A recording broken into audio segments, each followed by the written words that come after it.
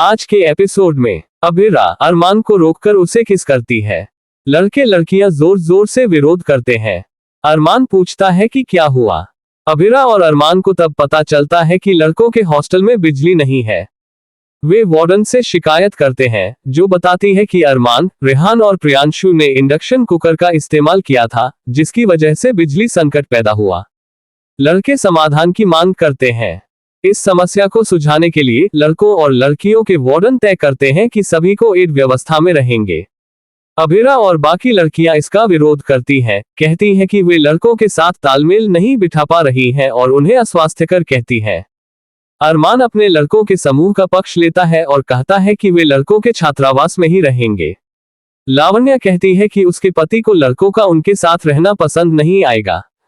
हालांकि वार्डन घोषणा करती है कि उनका फैसला अंतिम है।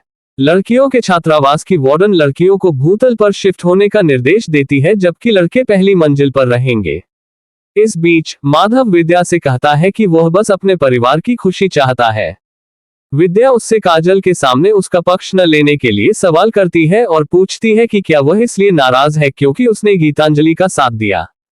माधव उसे यकीन दिलाता है कि वह नाराज नहीं है और विद्या को बताता है कि अभिरा और अरमान जल्द ही फिर से मिल जाएंगे। विद्या माधव को प्यार से गले लगा लेती है। बाद में अरमान अभिरा को चिढ़ाते हुए कहता है कि उसकी धड़कनें इतनी तेज हैं कि दूर से भी सुनाई दे सकती हैं। वह उससे पूछता है कि क्या उसे कोई परेशानी हो रही है। जैसे ही अरमान उसके करीब आने की कोशिश करता है, आलिया बीच में आकर अभिरा से पूछती है कि वह अलमारी के पीछे क्या कर रही है। अरमान अभिरा को चिढ़ाता रहता है, जबकि अभिरा कोई बहाना बनाती है। जब आलिया पूछती है कि क्या वह ठीक है, तो अभिरा एक और अजीब बहाना बनाकर वहां से चली जाती है। रात में अरमान और बाकी लड़के बैडमिंटन खेलते हैं, जिससे अभिरा की नींद टूट जाती है। थोड़ी बहस के बाद अभिरा और अरमान एक दूसरे को क्रिकेट मैच के लिए चुनौती देते हैं। अभिरा अपनी टीम बनाने का फैसला करती है। उधर कियारा अभिर की मदद करने की कोशिश करती है। एक गर्मागर्मी के बीच अभिर कबूल करता है कि वह उसे पसंद करता है और उसे जाने नहीं दे सकता। कियारा दंग रह जाती है और स्थिति अजीब हो जाती है। अभिर तुरंत कहता है कि वह चारू को धोखा नहीं दे सकता और उसे अपने किए पर पछतावा होता है। अभिरा आगामी प्रतियोगिता के लिए प्रतिभागियों की सूची तैयार करना शुरू कर देता है। आलिया, लावण्या और कुछ अन्य लड़कियां भी इसमें शामिल हो जाती हैं। हालांकि अभिरा इस चुनौती को लेकर घबरा जाती है।